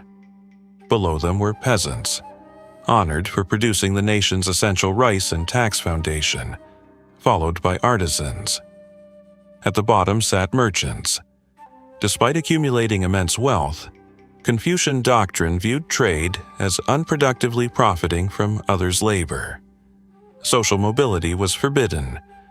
Outside this structure were outcast groups like the ETA and Hainen, who performed tasks deemed impure and suffered systemic discrimination. This prolonged peace forced a fundamental transformation within the warrior class. Without battlefields, Japan's 1.8 to 2 million samurai evolved into administrators, bureaucrats, judges, and tax collectors serving a population of 30 million. Domain schools proliferated, elevating samurai literacy to among the highest in the pre-industrial world. Yet this transition created economic strain. Samurai received fixed stipends in rice, while the economy increasingly shifted to currency. Many samurai fell into debt to wealthy merchants, exposing a stark contradiction between official social rank and economic reality. Nonetheless, while still bearing swords, the samurai governed the state rather than fighting wars. Concerned by foreign influence, the shogunate restricted external contacts in the 1630s. European traders and Catholic missionaries, mainly Jesuits, had converted hundreds of thousands of Japanese since the 16th century.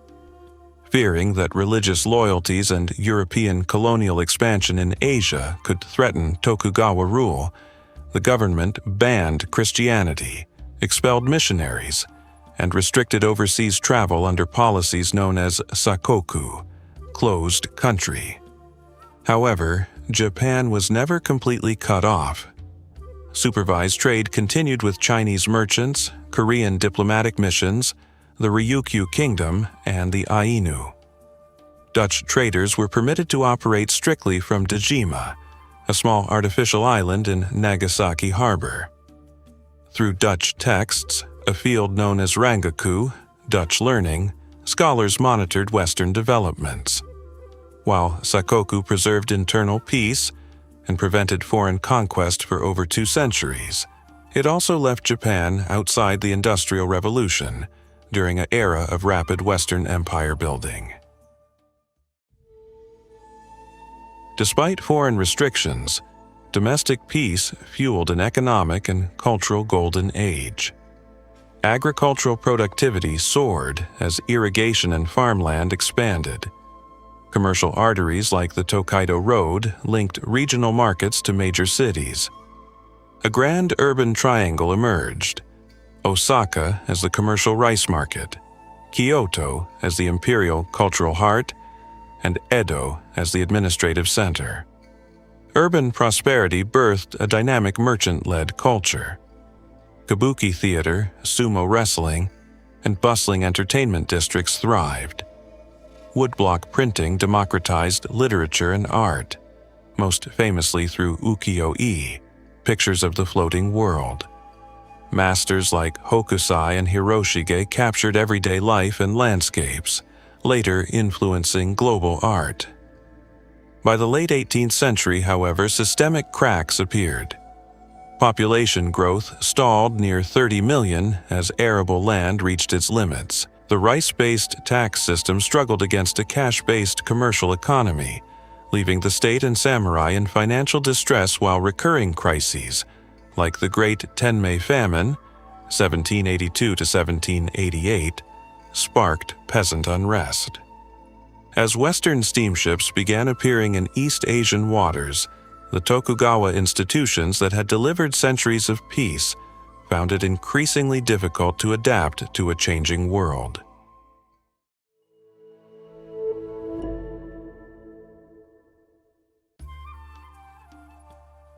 By the mid-19th century, global industrial powers were aggressively expanding across Asia in search of trade, ports, and naval bases. Shielded by 2 centuries of isolation, Tokugawa Japan could no longer ignore the changing world. On July 8, 1853, 4 American warships under Commodore Matthew Perry sailed into Edo Bay. Dubbed the Kurofun, black ships, for their dark hulls and thick coal smoke, these steam-powered vessels equipped with modern artillery presented an unprecedented military threat. Sent by President Millard Fillmore, Perry demanded that Japan establish diplomatic relations, ensure protection for stranded American sailors, and open ports for trade and supplies. The shogunate faced a dire dilemma. Having witnessed China's humiliating defeat in the First Opium War, 1839 to 1842, and the forced cession of Hong Kong under the Treaty of Nanjing, Japanese leaders knew armed resistance could mean catastrophe. For the first time in centuries, the shogunate openly solicited advice from regional daimyo, revealing its internal weakness and indecision.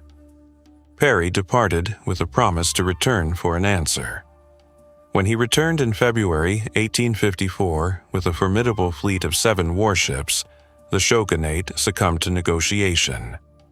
On March 31, 1854, the Convention of Kanagawa was signed, opening the ports of Shimoda and Hakodate to American ships. Though limited, the treaty breached Japan's Sakoku policy, shattering public confidence in a government no longer able to defend its borders. The initial concession unleashed a decade of profound political instability. In 1858, American diplomat Townsend Harris negotiated the Harris Treaty, opening further ports, limiting Japanese tariff autonomy, and granting extraterritorial rights to foreign citizens. Similar, unequal treaties were swiftly imposed by Britain, France, Russia, and the Netherlands, outraging Japanese nationalists. Out of this humiliation emerged a radical political movement rallied under the slogan Sono Joy, revere the emperor, expel the barbarians. Political assassinations targeted shogunate officials and foreign representatives. Southwestern domains with long traditions of independence, particularly Satsuma and Choshu, spearheaded opposition. However, after direct military skirmishes with Western navies, these domains realized that expelling foreigners required adopting their tools, modern weaponry, industrial technology, and Western military tactics. By 1866, former domain rivals Satsuma and Choshu formed a decisive anti-shogunate alliance, brokered by the visionary reformer Sakamoto Ryoma. The sudden death of Emperor Komei in early 1867 brought his 15-year-old son, Emperor Meiji, to the throne, pushing the crumbling Tokugawa regime to the brink of civil war. In late 1867, the 15th and final shogun, Tokugawa Yoshinobu, attempted a political compromise by executing Teisei Hokan, formally surrendering governing authority back to the emperor. However, the Satsuma-Choshu alliance sought nothing less than the absolute destruction of Tokugawa power. Open war erupted in January 1868 at the Battle of Toba-Fushimi near Kyoto. Although outnumbered, imperial forces utilized modern Western artillery and fought under the sacred authority of the emperor, routing Tokugawa troops. In May 1868, Edo surrendered peacefully, sparing the massive city from destruction and signaling the fall of the old order. Final resistance lingered in the north, culminating in Hokkaido, where breakaway Tokugawa officers established the short-lived Republic of Izo, the only republic in Japanese history. By June 1869, imperial forces crushed the rebels at the Battle of Hakodate. The Boshin War ended, extinguishing over 260 years of Tokugawa rule and restoring executive political power to the Imperial Court. Under the young Emperor Meiji, the Imperial Court relocated to Edo in 1869, renaming the city Tokyo, Eastern capital. The new leaders embarked on a radical state-building campaign to build a nation capable of standing equal to Western empires. In 1871, feudal domains were abolished, Heihan Chikan, and replaced with centrally administered prefectures. To modernize rapidly, the government introduced universal public education in 1872 and dispatched top statesmen abroad on the Iwakura mission, 1871 to 1873, to study Western administration, law, industry, and military systems. Foreign experts, Oyatoi Gaikokujin, were hired, while state-sponsored industrialization exploded. In 1872, Japan's first railway connected Tokyo and Yokohama, accompanied by expanding telegraph lines and modern ports. State factories pioneered silk and textile exports, generating foreign revenue that fueled heavy industries like mining, steel, and shipbuilding. Powerful business conglomerates, such as Mitsubishi, Mitsui, Sumitomo, and Yasuda, emerged, dominating commercial expansion.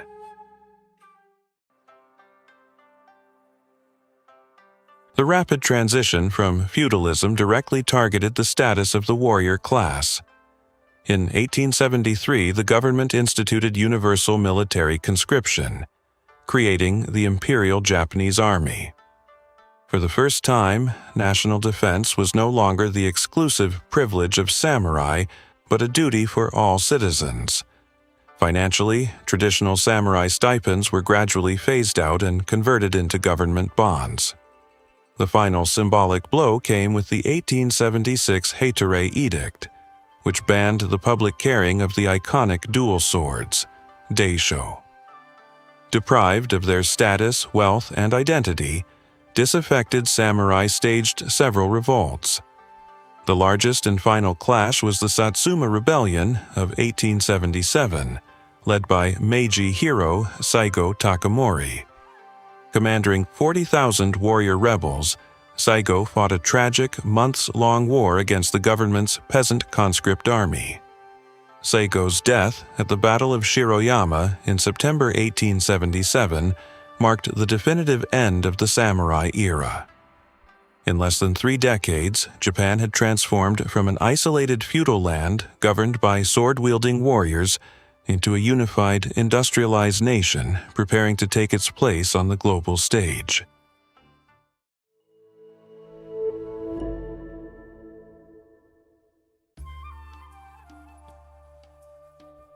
The rapid Meiji reforms transformed more than Japan's social structure. They built an empire. Replacing samurai regional traditions, the 1873 Universal Conscription created a unified, modern army. Foreign expertise was crucial. While French military advisors initially laid the groundwork, Japan quickly pivoted to Prussia following its decisive victory in the Franco-Prussian War, 1870 to 1871, adopting German doctrine, officer training, and general staff organization. Concurrently, as an island nation, Japan prioritized maritime security. The Imperial Japanese Navy was built largely with British support, purchasing advanced warships from UK shipyards and adopting Royal Navy training. Industrialization advanced hand-in-hand with militarization. Infrastructure like railways, armories, and shipyards expanded rapidly. In 1901, the government inaugurated the state-owned Yawata Steelworks in northern Kyushu, which became the cornerstone of Japan's heavy industry. Fearing European colonial dominance across China and Southeast Asia, Japanese leaders diverted massive budget shares toward military spending. Within 30 years, Japan forged an industrial war machine capable of challenging global empires. By 1900, Japanese and Russian imperial ambitions collided over Manchuria and Korea. Following the First Sino-Japanese War, 1894 to 1895, the humiliating triple intervention by Russia, France, and Germany had forced Japan to surrender territorial gains, fueling bitter anti-Russian sentiment. On February 8, 1904, Japan launched a preemptive surprise attack on the Russian fleet at Port Arthur, initiating the Russo-Japanese War. Massive land battles ensued. The battles of Liaoyang, 1904, and Mukden, 1905, the latter involving over 500,000 soldiers, marked the largest military engagements prior to World War I. The war's climax unfolded at sea. Russia's Baltic Fleet sailed over 18,000 nautical miles from Europe across 7 months to reinforce the Pacific theater. On May 27 to 28, 1905, in the Tsushima Strait between Korea and Japan, Admiral Togo Heihachiro led the Japanese fleet in one of the most decisive naval victories in history. Virtually, the entire Russian fleet of 38 major warships was sunk or captured. Mediated by U.S. President Theodore Roosevelt, the Treaty of Portsmouth was signed on September 5, 1905. Japan gained Russia's leaseholds in southern Manchuria, the southern half of Sakhalin Island, and undisputed dominance over Korea. For the first time in the modern industrial era, an Asian nation had defeated a European empire, stunning the world, inspiring anti-colonial movements globally, and confirming Japan as a premier world power. Strategists long viewed Korea as a dagger pointed at the heart of Japan, a strategic staging ground that could not be allowed to fall under hostile control. Following victories over China, 1895, and Russia, 1905, Japan made Korea a protectorate in late 1905, culminating in full annexation on August 29, 1910. Japanese colonial rule introduced heavy industrialization, railways, and administrative infrastructure, accompanied by harsh political repression and cultural assimilation policies. Ambitions soon extended into mainland China. Following the 1911 collapse of the Qing dynasty, Japan sought to solidify its hold over Manchurian railways, mines, and ports. In 1915, Tokyo presented the Republic of China with the 21 demands, seeking unprecedented economic and political control. Though Western pressure toned down the demands, anti-Japanese sentiment flared across China. World War I offered further opportunities. Joining the Allies in 1914, Japan seized German possessions in Shandong and Pacific Island territories. By the 1920s, the Japanese Empire governed Taiwan, Korea, southern Manchuria, and strategic Pacific mandates. As the empire expanded, state-sponsored nationalism flourished. The 1890 Imperial Rescript on Education mandated absolute loyalty to the emperor and state devotion in every school curriculum. Crucially, the military reported directly to the emperor rather than civilian parliament, operating as autonomous guardians of national destiny. Despite joining the victorious Allies in World War I and joining the Big Five powers at the 1919 Paris Peace Conference, resentment brewed when Western powers rejected Japan's proposed racial equality clause in the League of Nations Covenant. When the Great Depression struck in 1929, Japanese exports collapsed, devastating rural communities. Confidence in civilian parliamentary politics evaporated, enabling radical military factions to argue that territorial conquest was the only cure for economic vulnerability. This culminated on September 18, 1931, when officers of the Kwantung Army staged the Mukden Incident, a false flag explosion along a Japanese-owned railway in Manchuria, as a pretext to invade the region without civilian government approval. Within months, Japanese forces occupied Manchuria, and established the puppet state of Manchukuo in 1932. Militarism had hijacked foreign policy, setting Japan on a collision course with the international community.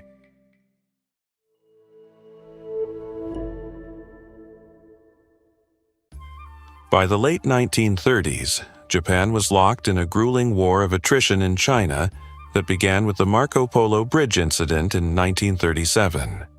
Possessing an advanced industrial economy but virtually no domestic oil, iron ore, or rubber, Tokyo grew desperate for raw materials. Aligning with the Axis via the Tripartite Pact in September 1940 and occupying French Indochina in 1941, Japan triggered a crushing Western response. In July 1941, the United States froze Japanese assets and imposed a total oil embargo, cutting off the fuel vital for Japan's military machine. Facing economic paralysis, military strategists devised a high-stakes gamble: incapacitate the U.S. Pacific Fleet to secure the resource-rich colonies of Southeast Asia uninterrupted. Just before 8 a.m. on December 7, 1941, over 350 Japanese aircraft launched from 6 fleet carriers struck Pearl Harbor. 8 American battleships were sunk or heavily damaged, and over 2,400 Americans were killed. While tactically brilliant, the surprise attack failed to destroy American aircraft carriers, which were out at sea, or Hawaii's vital repair docks and fuel reserves. The following day, Washington declared war, drawing an industrial superpower into the conflict. Following Pearl Harbor, Japanese forces executed a lightning offensive across Asia. In December 1941, Malaya and Hong Kong fell. February 1942 saw the humiliation of Britain at the fall of Singapore, where 80,000 Allied troops surrendered. By May 1942, American and Filipino forces capitulated at Bataan and Corregidor, and the Dutch East Indies fell, securing the oil fields Tokyo coveted. At its peak in 1942, the empire governed 400 million people, stretching from Burma to the Aleutian Islands. However, Japan lacked the industrial bandwidth to match U.S. wartime manufacturing. The strategic turning point arrived in June 1942 at the Battle of Midway. In a single day, the U.S. Navy sank 4 irreplaceable Japanese fleet carriers, Akagi, Kaga, Soryu, and Hiryu, and annihilated Japan's elite naval aviator corps. Midway seized the strategic initiative for the Allies, forcing Japan into a bloody defensive war across the Pacific. Maintaining an ocean empire proved unsustainable. American submarine warfare systematically severed Japan's maritime supply lines, sinking hundreds of merchant transports and starving the mainland of fuel and iron. While U.S. factories churned out 300,000 aircraft and 120,000 naval vessels during the war, Japan's production withered. By October 1944, the Battle of Leyte Gulf, the largest naval battle in history, effectively destroyed the Imperial Japanese Navy as an operational fleet. Desperate, Tokyo deployed kamikaze suicide pilots to halt the Allied advance. Yet, island after island fell. The grueling battles of Saipan, 1944, Iwo Jima, 1945, and Okinawa, 1945, where over 100,000 Japanese soldiers and tens of thousands of civilians died, brought Allied forces to the home threshold. Simultaneously, B-29 Superfortress bombers launched relentless strategic raids using incendiary bombs on Japan's wooden cities. On the night of March 9th to 10th, 1945, Operation Meeting House devastated Tokyo in a firestorm that killed an estimated 80,000 to 100,000 civilians in hours, leaving over 1 million homeless. Cities like Osaka, Nagoya, and Kobe met similar fates.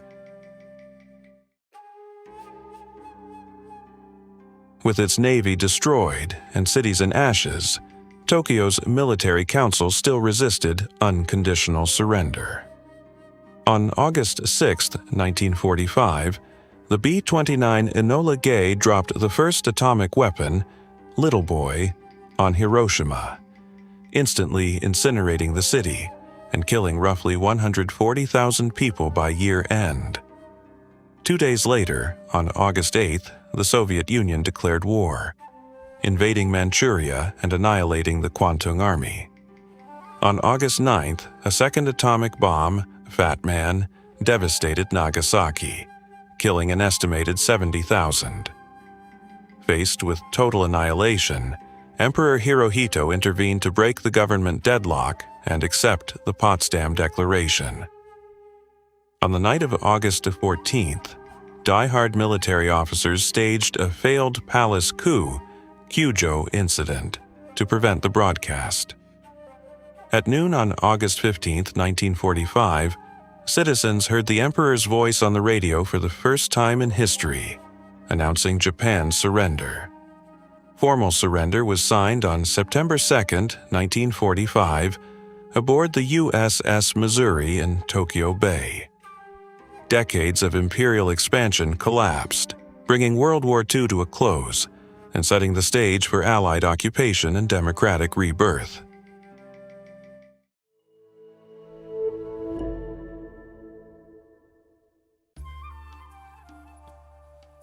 Emerging from World War II in total devastation, Japan faced ruined cities, collapsed industries, and widespread famine. For the first time in history, the nation fell under foreign occupation, led by U.S. General Douglas MacArthur as Supreme Commander for the Allied Powers. SCAP immediately disarmed the military and initiated sweeping democratic reforms. Political prisoners were freed, and women gained voting rights, casting their first national ballots in April 1946. To transform society, the occupation enforced massive land reforms, enabling millions of tenant farmers to buy property from landlord elites, while dismantling the giant pre-war zaibatsu industrial conglomerates. Emperor Hirohito was stripped of political power, becoming a constitutional monarch. On January 1, 1946, he issued the Humanity Declaration, formally renouncing his divine status. The crowning achievement was the new Constitution of Japan, promulgated on November 3, 1946, and taking effect on May 3, 1947. Its most famous clause, Article 9, saw Japan formally renounce war and the maintenance of land, sea, and air forces for offensive purposes. However, as Cold War tensions rose, Japan established the Japan Self-Defense Forces, JSDF, in 1954 under a defensive interpretation. Full sovereignty was finally restored on April 28, 1952, under the Treaty of San Francisco. Japan's economic resurrection accelerated with the outbreak of the Korean War in 1950.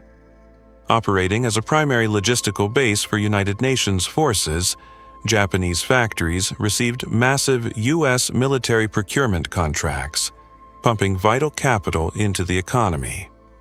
Guided by the Ministry of International Trade and Industry, MITI, Japan targeted strategic heavy sectors: steel, shipbuilding, automobiles, and electronics. Between 1955 and 1973, the economy expanded at a staggering average rate of 10% annually. High-profile infrastructure projects showcased this new era. In 1964, Japan unveiled the Shinkansen, bullet train, connecting Tokyo and Osaka, and hosted the Tokyo Summer Olympics, signaling its triumphant return to the global stage. By 1968, Japan surpassed West Germany to become the second-largest economy on Earth. The economic miracle was spearheaded by visionary corporations that redefined manufacturing standards worldwide. Sony, founded in 1946 by Masaru Ibuka and Akio Morita, Sony pioneered compact consumer tech, launching one of Japan's first transistor radios in 1955, the Trinitron color TV in 1968, and the revolutionary Walkman portable cassette player in 1979. Toyota. Established in 1937 by Kiichiro Toyota, the automaker revolutionized global manufacturing through the Toyota Production System, TPS. Incorporating just-in-time logistics and rigorous quality control, Toyota built reliable, fuel-efficient vehicles that dominated international markets following the 1973 and 1979 oil crises. Flanked by brands like Honda, Nissan, Panasonic, Canon, and Toshiba, Japanese manufacturing shed its cheap pre-war reputation, becoming a global benchmark for quality, robotics, and advanced semiconductor tech. By the 1980s, Tokyo stood as a premier global financial capital. However, massive credit availability and rampant speculation inflated an unprecedented asset bubble. Real estate and stock values skyrocketed. At its peak in December 1989, the Nikkei 225 stock index reached an all-time high of nearly 39,000 points, while land under the Imperial Palace in Tokyo was famously valued higher than all the real estate in California. The bubble burst in the early 1990s. Stock markets plummeted, property values collapsed, and banks were saddled with vast non-performing loans, ushering in the lost decade of economic stagnation. Despite these financial headwinds, Japan preserved its high standard of living, world-class infrastructure, and cultural influence.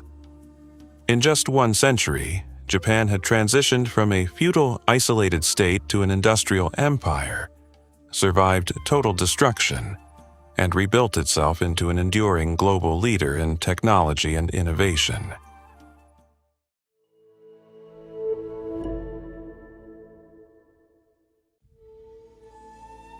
Rather than relying on sheer expansion, Japan pivoted to high-tech precision, robotics, and scientific excellence. Faced with labor constraints, factories heavily automated, turning Japan into a premier global manufacturer and a user of industrial robotics. The Shinkansen high-speed rail network expanded with an unrivaled safety record, while automotive giants led global eco-innovation, most notably with Toyota launching the world's first mass-produced hybrid vehicle, the Prius, in 1997. In space exploration, JAXA made history with the Hayabusa mission, launched in 2003, successfully retrieving samples from an asteroid and returning them to Earth in 2010. In the late 20th century, Japan achieved unprecedented global soft power, evolving into a cultural superpower through creative media. Pioneered by Osamu Tezuka, god of manga, Japanese animation transcended children's entertainment. Groundbreaking films like Akira, 1988, proved animation could tackle complex adult themes, paving the way for international juggernauts like Pokémon, Naruto, One Piece, and Attack on Titan. Legendary directors like Akira Kurosawa, Seven Samurai, Rashomon, reshaped world cinema. Concurrently, gaming giants, Nintendo, Sony, Sega, and Capcom, dominated global interactive entertainment with franchises like Super Mario, The Legend of Zelda, and Final Fantasy. From Harajuku youth fashion to the global spread of sushi and ramen, Japanese aesthetics and cuisine became ubiquitous worldwide, shifting the nation's international influence from economic and military strength to culture, design, and ideas. As Japan entered the 21st century, its most formidable challenge became demographic. A combination of world-leading life expectancy and a sharply declining birth rate created one of the oldest societies on Earth. After peaking at approximately 128 million in 2008, Japan's population began a steady decline. By the 2020s, nearly 30% of the population was aged 65 or older. This shift caused acute labor shortages, shuttered rural schools, and placed severe pressure on national healthcare and pension systems. To compensate, Japanese society has increasingly integrated artificial intelligence, service robotics, and workforce automation, serving as a real-world testing ground for advanced nations facing similar demographic shifts. Modern Japan stands as a hyper-advanced democracy where ancient Shinto and Buddhist traditions seamlessly coexist alongside futuristic megacities. Headlined by Greater Tokyo, the largest metropolitan area on Earth with over 37 million residents. However, situated on the Pacific Ring of Fire, the nation remains vulnerable to extreme natural disasters.